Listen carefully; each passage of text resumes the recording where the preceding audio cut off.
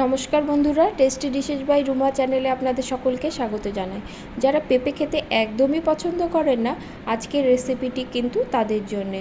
আজকে আমার রেসিপি পেঁপে ঘন্ট। 1 কাপ ডাল এবং পেঁপে দিয়ে এই দুর্দান্ত স্বাদের রেসিপিটি কিন্তু আপনারা করে নিতে পারবেন। এটি করার জন্য আমি পেঁপে নিয়েছি, পেঁপের অর্ধেকটা অংশ আমি নিয়েছি। পেঁপেগুলোর খোসা ছাড়িয়ে ভালো করে ধুয়ে লম্বা লম্বা করে কেটে নিয়েছি। এবার একটি গ্রেটারের সাহায্যে পেঁপেগুলো আমি গ্রেট করে নেব। পেঁপেগুলো আমার গ্রেট করা হয়ে গেছে। এবার আমি কড়া বসিয়ে দেব। কড়াতে দিয়ে দিব বেশ কিছুটা সর্ষের তেল। এই রান্নাটা কিন্তু সর্ষের তেলেই ভালো হয়, আপনারা চাইলে সাদা তেলেও করতে পারেন। তেলটা গরম হলে এতে ফোড়নে দেব কালো জিরে এবং 2-3টে কাঁচা লঙ্কা। ফোড়ন থেকে সুন্দর গন্ধ বেরোলে ছোটো কাপের 1 কাপের মতো মুগ ডাল আমি এর মধ্যে দিয়ে দেব। গ্যাসের ফ্লেমটা কিন্তু লোতে রাখবো। এবার আমি মুগ ডালটা একটু ভেজে নেব। মুগ ডালটার কালারটা একটু চেঞ্জ হলে এবং সুন্দর গন্ধ বেরোলে গ্রেট করে রাখা পেঁপেগুলো এর মধ্যে দিয়ে দেব। পেঁপেগুলো দিয়ে কিন্তু ভালো করে মিশিয়ে নেব। পেঁপে দিয়ে যখন মেশাতেই কিন্তু পেঁপে থেকে জল ছাড়তে শুরু করবে। এবার আমি এর মধ্যে স্বাদ অনুসারে দিয়ে দেব নুন আর দেব হলুদ। এই রান্নাটিতে কিন্তু বিশেষ কোনো মশলার প্রয়োজন হয় না, ঘরে থাকা 2-3টে উপকরণ দিয়েই কিন্তু এই রান্নাটি আপনারা করে নিতে পারবেন। নুন আর হলুদ দিয়ে পেঁপেটা কিন্তু ভালো করে মিশিয়ে নেব।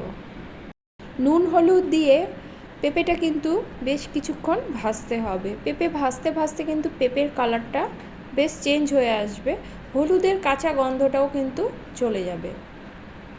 আমি মোটামুটি মিনিট 5-এর মতো পেঁপেটা ভেজে নিয়েছি।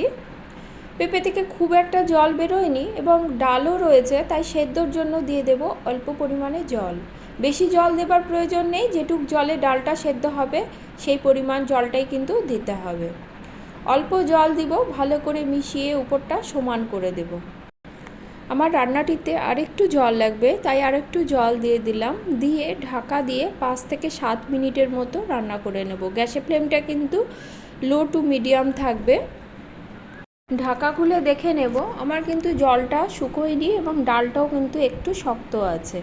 আবারও ঢাকা দিয়ে আরও 2 থেকে 3 মিনিটের মতো রান্না করে নেব। 2 থেকে 3 মিনিট পরে দেখুন ডালটা কিন্তু আমার সেদ্ধ হয়ে গেছে, পেঁপেটাও কিন্তু বেশ মজে এসেছে।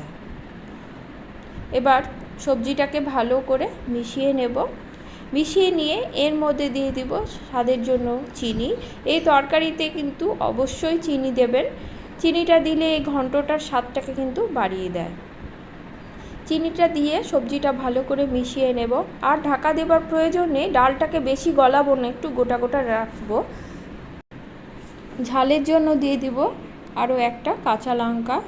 কাঁচা লঙ্কাটা দিয়ে এবার কিন্তু বেশ কিছুক্ষণ রান্না করে নিতে হবে, যতক্ষণ পর্যন্ত জলটা না শুকিয়ে যাচ্ছে। আমি মোটামুটি মিনিট 5-এর মতো রান্না করেছি, জলটা কিন্তু আমার প্রায় শুকিয়ে এসেছে। এই নিরামিষ তরকারিটি ভাত দিয়ে খেতে খুবই ভালো লাগে। আজকে আমার এই রেসিপিটি আপনাদের কেমন লেগেছে কমেন্টে কিন্তু অবশ্যই জানাবেন, এবং ভিডিওটি ভালো লাগলে লাইক কমেন্ট করবেন এবং সাবস্ক্রাইব করে পাশে থাকবেন। আজ আমার রান্নাটি কিন্তু হয়ে গেছে, দেখুন কড়া থেকে তেল ছাড়তে শুরু করেছে। এবার গ্যাসের ফ্লেমটা আমি অফ করে দেব। অফ করে দিয়ে পরিবেশনের পালা। আজকে তাহলে এ পর্যন্তই, দেখা হবে পরের কোনো রেসিপি নিয়ে। সকলে খুব ভালো থাকবেন। ধন্যবাদ সকলকে।